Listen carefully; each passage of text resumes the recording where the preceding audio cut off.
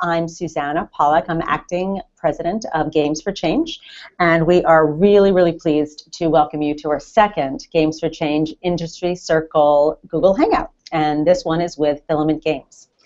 Today you'll be hearing from Chief Creative Officer Dan Norton and CEO Dan White, and then we're going to follow that with a Q&A at about 2:50 now. We want to give the guys about a half an hour. They'll be interviewed by Sarah Cornish, my colleague, who facilitated the last Google Hangout for us. You'll be invited to submit questions via the Google Hangout Q&A button, which is on the left of your screen, or you can use Twitter using the hashtag G4C Industry. So now just a few minutes about the Industry Circle to remind you what this program is. We started this program this year aiming to acknowledge the achievements and challenges of the growing social impact sector. We're recognizing some of the companies and entrepreneurs are emerging as industry leaders, and we believe that by identifying and sharing best practices and lessons learned, we can inspire and invite others to forge new paths in this growing sector. The Industry Circle includes Cognito, who you heard from last Google Hangout, Amplify, BrainPop, the Global Gaming Initiative, Glass Lab, Shell Games, and of course, Filament Games. And a little bit about Filament before I hand it over. As one of the founding members of the Industry Circle, Filament Games is a production studio that develops engaging teaching and learning games. Their games combine best practices in commercial game development with key concepts from learning sciences, sparking inspiration through exploration and discovery.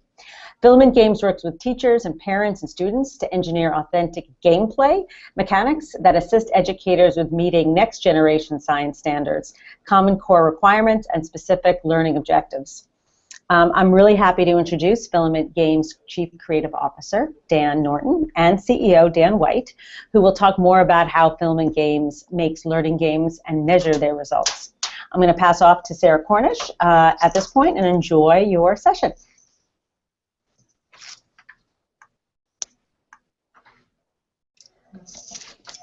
Unmute. All right. Hi, everyone. Thank you so much for tuning in. So we're going to ask some questions to Dan and Dan, but first would love to hear a little bit about you both, Dan Norton and Dan White. And oh, okay, great. Okay. I'll do me. Okay. Okay. That seems logical. My name's Dan Norton. I'm the Chief Creative Officer at Filament. Dan and I both are founding partners of Filament. We've been doing this for about a decade now. My day-to-day at Filament is I'm in charge of the design team. I also oversee the art and illustration sort of wings of Filament, and then I'm also in charge of the design documentation processes, and I work with a lot of our incoming work for hire projects and sort of help shape those projects to be the most successful learning games that we can make them be. Cool. And as mentioned, I am Dan White. I'm the CEO at Filament Games, and I do a variety of different things with the organization, but perhaps what's most interesting to talk about today is what I've been spending my time on for the last couple of years, which is trying to figure out how to sell video games that teach to schools, to institutional education. So I've been doing a fair bit of diligence into that space, talking with teachers, talking with technology coordinators, district administrators, and trying to understand where they're at right now in this transition from print to digital, in the transition from old school to the 21st century, and understanding how games can be part of a larger fabric of tools that are used in the classroom to make that transition alongside project-based learning, inquiry-based learning, etc. Fantastic. So just to ask a couple of questions, so back to thinking about 21st century skills, could you explain a little bit more about what some of these skills are, why this is important, and how games have unique advantages or disadvantages to teaching 21st century skills? Sure. So I'll pick up right in the vein that I left off with the last question, and that is in the context of pitching games to schools. So, when we first start talking to schools, we're typically talking about games as a vehicle for delivering the content that they're used to teaching in delicious game format. Obviously, a lot of schools, a lot of teachers are concerned about engagement, and that's the most logical opening point to talk about why games are valuable in the classroom. But beyond that,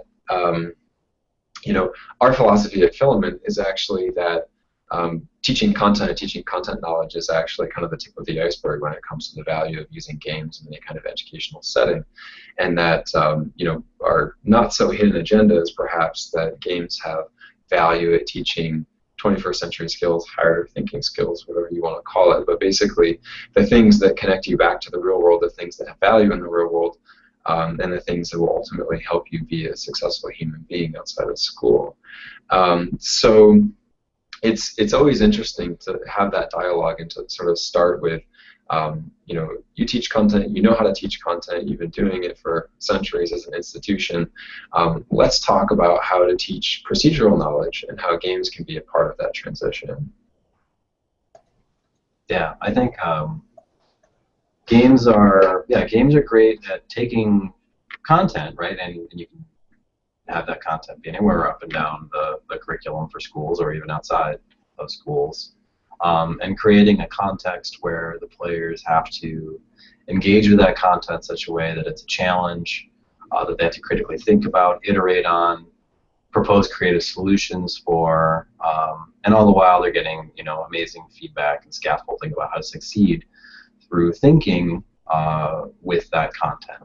And I mean, for me, that's one of always just the huge best things about games as learning tools. It creates a context and purpose and a way to think of all pieces of content, not just as flat things to memorize, but a tool in your tool bag of your brain that you can apply to new types of problems for new types of results. And that's sort of like, when I think of 21st century skills, I mean, my broadest stroke of that is, hoping we can teach people how to think, right? How to critically evaluate evidence, synthesize data, transfer ideas from one place to another. We're really just sort of asking for thinking skills. And so games are great at having you think. That's why they're even worth turning on in the first place. When you're bored with the game, it's because you've sort of run out of things worth thinking about. Like, oh, this isn't fun to think about anymore. So that's kind of really the success of games as an overlap in the 21st century skills.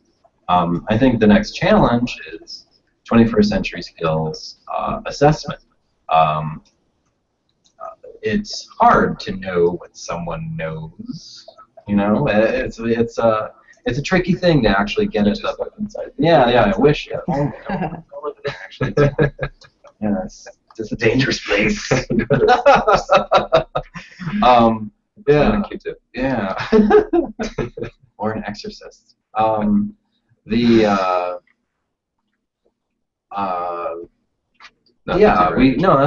To get games are great at modeling thought and having you do it, but to assess whether or not someone's model of thought is hopefully the same structure as is you hope to impart, that's trickier business, and it doesn't align well with traditional assessment structures of multiple choice, etc. Like you really, we're still looking and talking about the types of tools or what are the best types of 21st century skill assessment.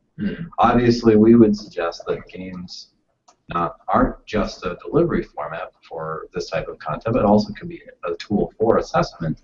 But that's sort of part of the dialogue of today, contemporary educational technology. That's not not everyone's on that turnip truck yet. Yep. If I could just briefly add one more thing to that, I think all this thinking about games as content knowledge versus games as procedural knowledge or 21st century skills has prompted us to do a lot of existential thinking about what sorts of value we add to the equation as a company that specifically designs games for learning and education. Because the 21st century, the logical conclusion of the 21st century argument seems to be that any game that has strategic thinking or collaboration, etc., is a game that you should use in school because it involves 21st century thinking. And if you go down that logical path, then companies like Filament have to start questioning whether or not we really add all that much value to the equation. But the conclusion that we have come to, at least in truly unbiased fashion, is that we are still relevant and we do matter because because a lot of commercial off-the-shelf games that involve good thinking during the gameplay have a difficult time, or are not structured intentionally so that that thinking is portable outside of that gameplay experience. Right. And I think the value that we add as learning game designers and developers is that we create experiences with the intention of those experiences mattering outside of the game after it's done. Yes. So we want to create games that are meaningful as games. We also want to create games that are meaningful from the perspective that they give you skills or empower you in some way to do something meaningful outside of the game after you're done playing. Yeah. Great. Yeah, knowing one thing is different than knowing another thing. Yes. Which sounds ridiculously dumb to say, but it especially when you're talking about 21st century skills. When you want to talk about a process of someone thinking about a problem in a context with content, the content is part of the anatomy of the problem, right? One strategic puzzle is totally different than another strategic puzzle, even from one game to another. Yep. I can't be amazing at chess and then instantly be good at Jenga, right? Right? It's not. There's the shape of strategy is informed also by the shape of the content you embed in it, and being really, really good at something actually is a thoughtful, long, difficult exercise to model. Mm-hmm. So when we make games, we think that the content is part of the system, and that you're actually try to impart a real, authentic expertise of thinking about a particular type of problem. So yes, it comes with a system. And so it is engaged, and it's cyclical, and it is a moving parts problem, but that doesn't. But moving parts problems are different from each other, and we think it's important that when you're expressing one in a game experience, that it's honest and faithful to the content and the anatomy of the system that holds that type of content. Did that make any sense? Okay. No, that's great. That's great. Well, we'd love to hear a little bit more about the Filament Games game making process and some of the risks that your team takes on when you decide to create a learning game. Well, everything starts with the giant chocolate waterfall we have over in the corner, and then no, it's let's see. So there's the process of design, which I won't go into too much, because if I do, I will I'll just take the rest of the hour. So very simply, our model at Filament is we model learning objectives are the central core tenet. They're the core of the design challenge, right? So they're the most fundamental constraint, and we build our games around that. That's probably not really much of a shocker. I think if there's any sort of interesting wrinkle to that, is that we also make sure that we document and hold ourselves accountable to what are our internal assessment expectations for those objectives. Like, how do we expect the player inside the game to be able to demonstrate their knowledge of that thing? And then also, what are our external assessment expectations? Like, so we try to do a lot of diligence on making sure that the game is beyond just, it's roughly about that thing, to being like, we would like to have a provable cycle to demonstrate that you can start playing this game not knowing a thing, and then once we're done, we've all agreed upon what's the way to demonstrate knowing that thing, and then that you can demonstrate it.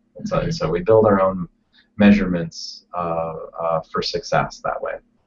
I almost feel like so that's the core of design.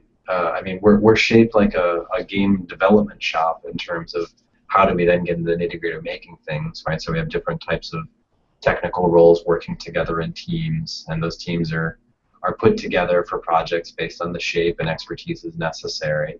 We're an agile shop. I don't know if that's relevant, but we work in shorter sprints to work on focused features to see whether or not we can shake the risk out of each project sooner rather than later. And it also is great for keeping clients and or stakeholders in the loop for what we're making to make sure we're on target. I think if there's any other questions you have about how we can make stuff, I'm not. I think we can probably just wait for the QA. If anyone has any questions, we can go into those questions then. I'll add one quick thing, and that is that I think the most interesting part of a learning game development project is during pre-production, because that's the part where you're really banging hard on this question of, do these mechanics actually teach this thing? Yeah.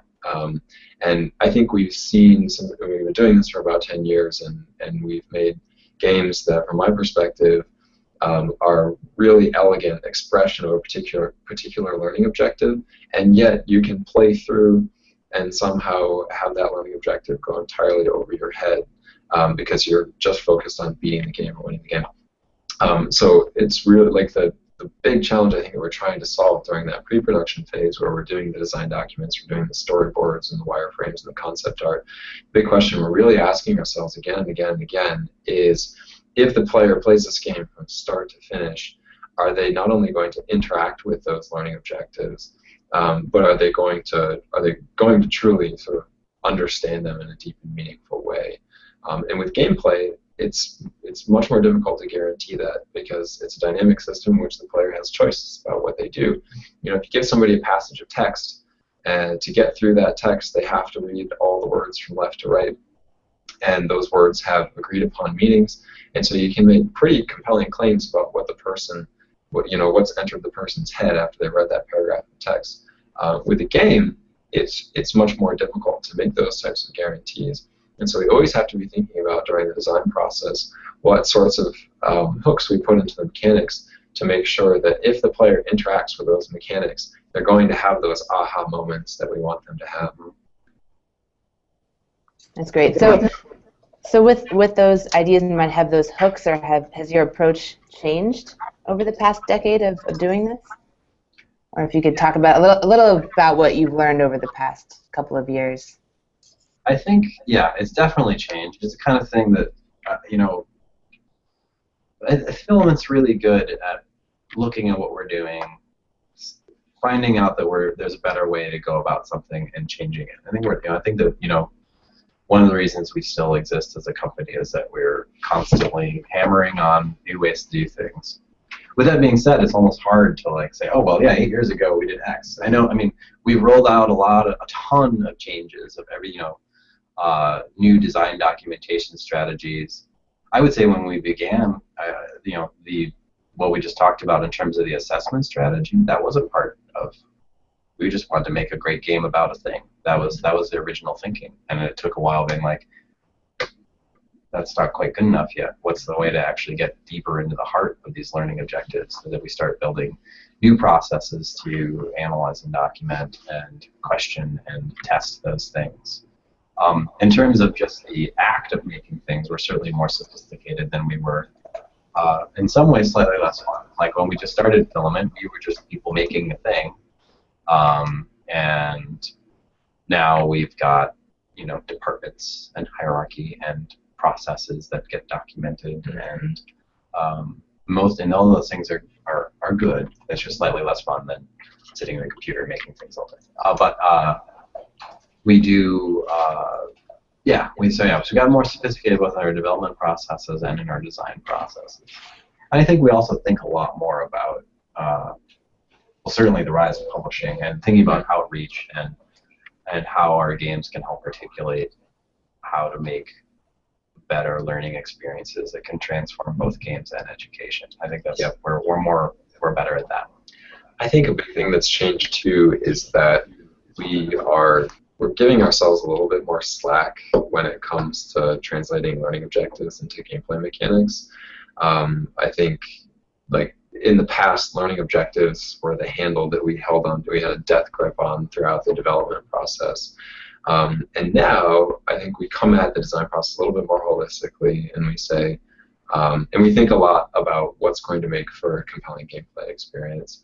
And at least for the products that we're publishing to schools, I think for a while there was a fear that if we didn't, if every game mechanic was not a tight expression of the exact language of the learning objective, whether it's MGSS or Common Core or what have benchmarks for science literacy, what have you, that we would turn educators off.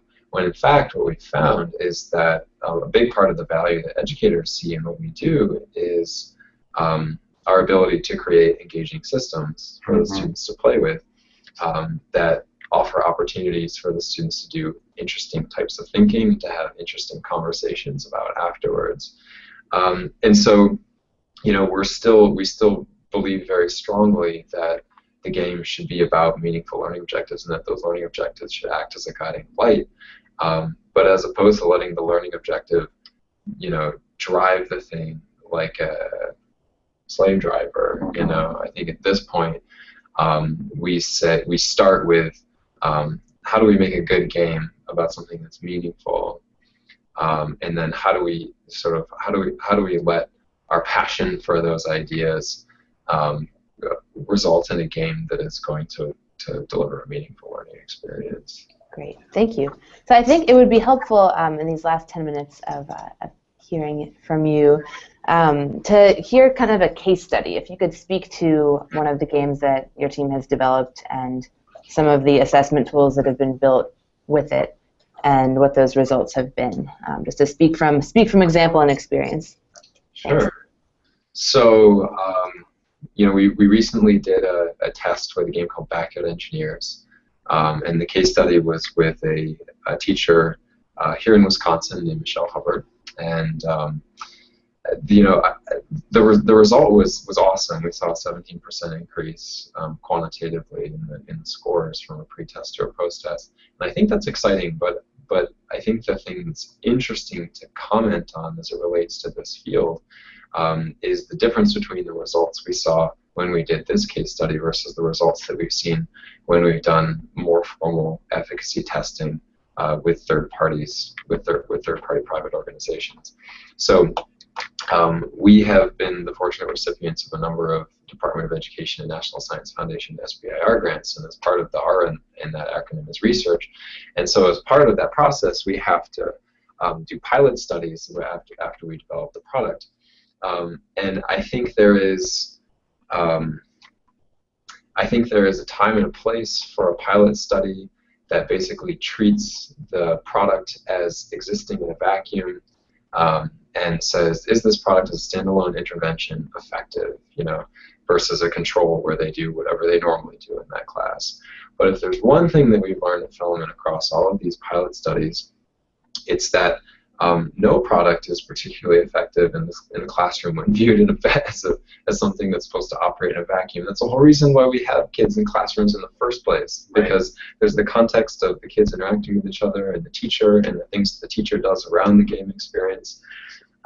And so the thing that's exciting about this case study is I feel like for the first time we really nailed an environment where the teacher was bought in, the teacher used the game, liked the game, and understood game-based studying and had a literacy around what's good about learning games.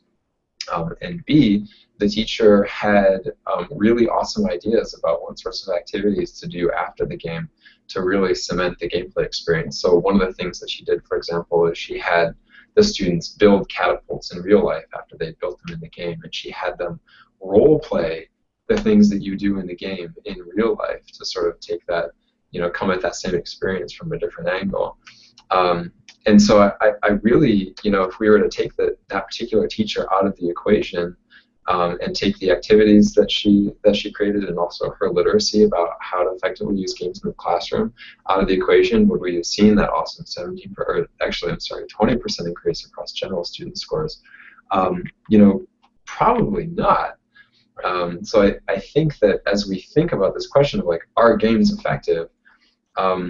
Well, let's stop thinking about it because it's the wrong question. The question is, you know, are games a tool that should be in the belt of every teacher, and should teachers have an opportunity to, you know, go through whatever professional development they need to get to the point where they know how to successfully implement a game-based intervention in the classroom, just the same as they would any other new technology.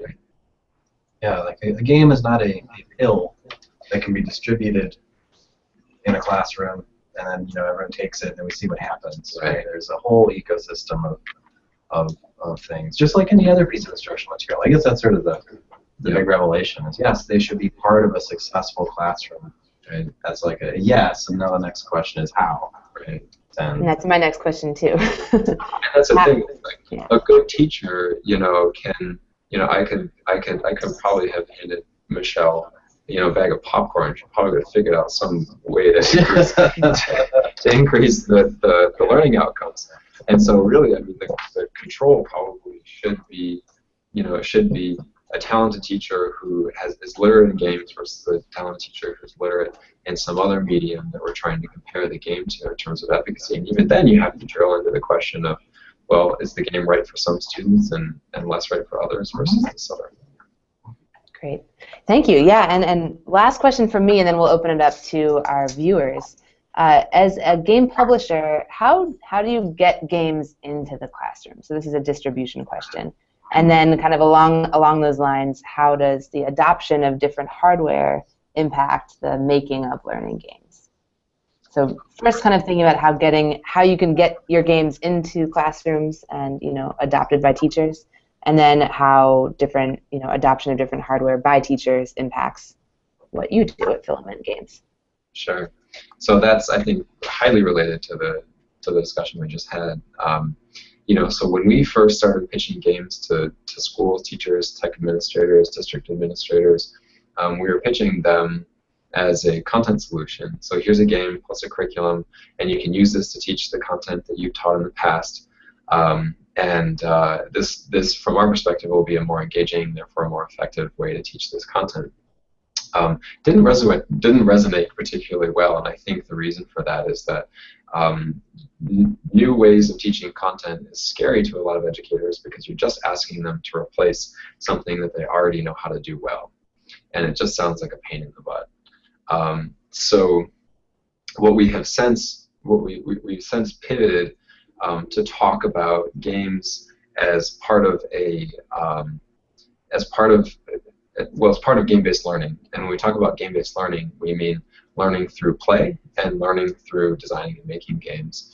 And we position game-based learning in the same way that you might position project-based learning or inquiry-based learning, and that is to say, as one of the things that can help your school make this transition from print to digital, one of the things that can help your school make this transition from old school to 21st century. And so right now, when we talk to a school or a teacher or a district administrator, we reach out to them and we say, here, take our hand. We have a vision for how you can use this technology to improve teaching and learning in your institution alongside a number of other different tech initiatives that you have going on in your school. So does that involve professional development? Absolutely. It involves, we have a game-based learning 101 course that we do with the instructors that includes our games along with other games that we consider examples of best practice in the field. We have a course around game design and using game design as a tool for teaching kids how to learn content. Ultimately, we'll have courses around game development. So I think the big difference from how we used to try to sell to how we're selling now, or for the record, having a lot better success now, is that we're no longer talking about games as a tool to teach content or replace existing tools that taught content, and talking about helping the school make a transition from where they were to where they would like to be in the 21st century using this technology alongside other technologies. Yep. In terms of hardware, I guess there's sort of two sides here, right? There's like what's happening inside the sausage factory here at Filament. How are we responding to hardware changes? And I'll do that very briefly. Like more or less, the shop's migrating more and more to a Unity, which is a development environment that lets us deploy onto tablets or phones or laptops or desktops. And obviously, it's not as simple as pushing a button, but that technology is getting better and better. And in particular, it's getting better at deploying over what they would call WebGL, which you can think of as basically HTML5 deployment that lets us run pretty cool game experiences straight through browsers. That's tech that we're checking on every week to see what the new updates are and how well that's functioning. So that's exciting because in the post-Flash world, it's been uncertain how to deploy on multiple types of devices smoothly and simply. And it looks like Unity is working its way up to being the most reliable answer. So that's cool. In terms of the shifting formats in schools, it's obviously complicated. There's there's a lot of schools, it turns out, and they do different things. I think if you were to sort of point at trends, I'd say there was obviously a waxing, and I would say there's now a waning or plateauing of tablet deployment. I think there was some early enthusiasm, but as we all know, tablets are more of a consumption-focused device, and in terms of actually bringing interactivity into classrooms, I mean, it obviously can be done. You can make great tablet games. I'm not poo-pooing the medium writ large, but I think if you look at the trends, that the tablet has slowed down and it's no longer seen as the obvious solution for the future of schools. Chromebooks, I think, and similar lower-cost laptops that have, especially something like a Chromebook with a more controlled operating system with a limited set of functionality, has been, I think, more successful than maybe what you might think at first blush. Like there's been a pretty large deployment of small, usable, but not particularly powerful laptop devices in the schools, and that's a great target for us. I think that in terms of inputs and usability, that they're a good device, and if that continues, I think that's a good trend. So I think even though we make games, it's being able to write things is really important, right? And having the hardware that directly support the act of writing as part of your educational experience seems pretty critical when you're talking about a full ed tech solution. So. Great. Well, thank you so much. That was very interesting and useful. So we're going to open this up now to a Q&A from our viewers who are tuned in. And so for all of you who are out there, you can submit questions via Twitter, and just make sure you include a hashtag G4C Industry, and you can tag us at G4C. And you can also submit questions via this Google Hangout. So if you go to the left corner of your window, there's a button that says Q&A, and if you press that button, it'll open up a panel on the right of your screen where you can enter in questions. So we have a few questions already that we can start out with. Nice. And the first one is from Michael Lynch. And Michael Lynch asks, how do you QA the aha moments? Can you do it without a playtest with actual users? Or do you have to have real users to do that playtesting? Yeah, testing, especially as Filament's gotten more grown up as an organization, testing is a more and more sophisticated thing. So there's obviously a wide variety of different types of tests, and I usually sort of think of it as kind of like layers of the onion, I guess. In the middle, when we're first starting out, the most important types of tests are usually internal, and they're far more focused on usability. Like, are our core assumptions about how this game's interface and interactions work, are those actually holding together? Because it's funny, like you can have a very brilliant game and it can be ruined by a bad animation or one interface that doesn't make sense, right? It doesn't take much to kill an experience. So making sure that the core pieces of usability are there is what you start out with. And then really, depending on the size of the project and the availability and your timeline, you want to start moving your tests to being closer and closer to your actual users as you go further along in the development. It's always good to test, right? That's the thing. It's always a good thing to test. But if there's two caveats, one is you should have a plan for your test. Like you should know what it is that you're hoping to test and what you would consider a success or a failure for that test. You should, that way you actually know how to process the feedback you get. And then two, it's always really important that if you've integrated a test into your timeline, you need to have time to be able to do something about what you learned in that test, which it's a funny lesson to have to learn, but it's very true, and often I think is a mistake that you very often make, is that you'll have a test for a project, but you're really hoping that everyone just tells you it's great and there's nothing to change. Mm-hmm. And then if you hear something critical that you need to change, you're like, well, there's no time. So you always want to plan the time to be able to respond to the test and place your tests at time that are good. I did skip the aha moment. Maybe you want to? Yeah, well, I was just gonna say, at least in my experience, like when we do playtesting, The cool thing about testing games as a medium is that oftentimes those aha moments are vocalized by the user. I don't know what it is about games, it's different than books, and maybe not so much from movies. If you go to a theater, there's always somebody who's vocalizing their internal monologue. What's that guy doing? But yeah, I mean, games are, when people sit down to play games, they usually, like if it's a good game, they get engrossed and lose themselves a little bit, and will oftentimes just vocalize moments where they discover something or where they accomplish something that they were struggling with. If you pay attention, you can learn a lot from those things. That includes the opposite end of the spectrum, which is points of frustration or difficulty or confoundment.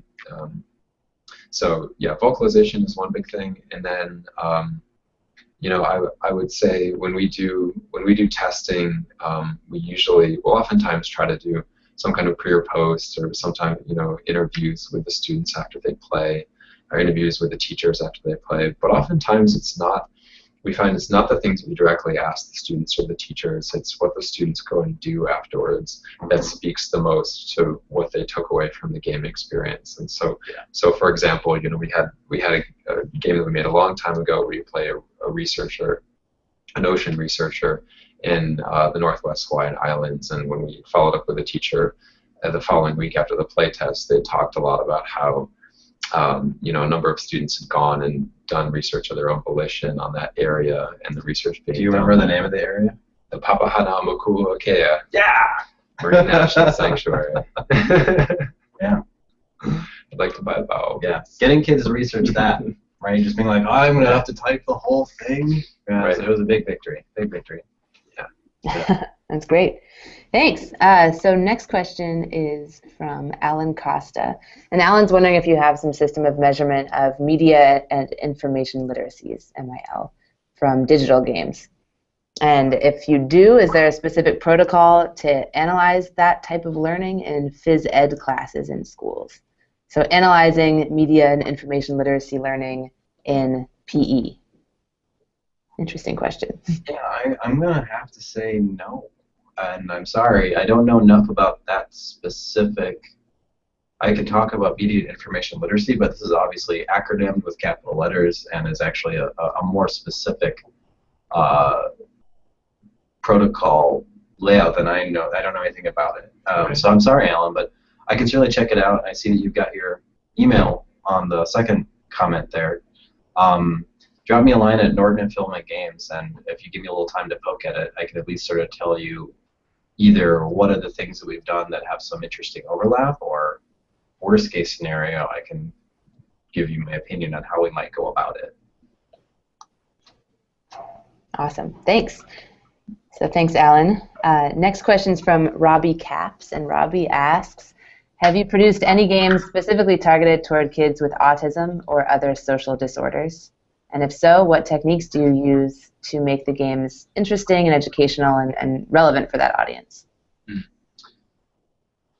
Yes, we're working on a game right now that's not yet released, so I can't actually go too much into the details, but it is focusing specifically on attention disorders, and that one is interesting because we're talking about the application of will to focus on a thing that you find not interesting, right? That's sort of like if you want to encapsulate the challenge in one way. And yet, one of the advantages of games is they have this endless bag of tricks of how to be always interesting, right? So design has been very interesting to figure out how to actually balance the tools we have for games to make them intrinsically engaging, and giving you feedback to keep you always in the loop, but then also allowing you to have the healthy practice of pushing yourself to focus on something past the point of just your own intrinsic will. So it's interesting and difficult. We have not worked on anything, to my knowledge, specifically for focusing on autism. Yeah, but I know that we've had some experiences. Yeah, we've had experiences particularly where we develop games that have a variety of different mechanics, and the player can sort of choose to engage with the mechanics that appeal to them most. We've seen people on the autism disorder spectrum gravitate towards certain mechanics over others. So actually, in the example of the game that I talked about in the last question, the main narrative of the game is that you're this researcher and you're using the tools of that research practice in order to gather evidence, in order to make a scientific argument. But you can also, one of the mechanics that you have in the game is you can photo document different animals in the ecosystem, and you can document notes on those animals in the ecosystem. And in that same test that I mentioned, there was a kid on the autism spectrum disorder a student who really drilled in on that mechanic, and basically that became the game for him, and he collected every single animal in the game, and then I think took away a lot of value from that experience. I think that sort of opened our eyes to the idea that to the extent possible, it's great if you can engineer in mechanics that from our perspective, they may not be like the game that we intended, but that may be the game that really speaks to certain people, and to try to have game mechanics that accommodate as great a diversity of play styles as possible. Matt, anything else to say about the potential of developing things that are autism specific?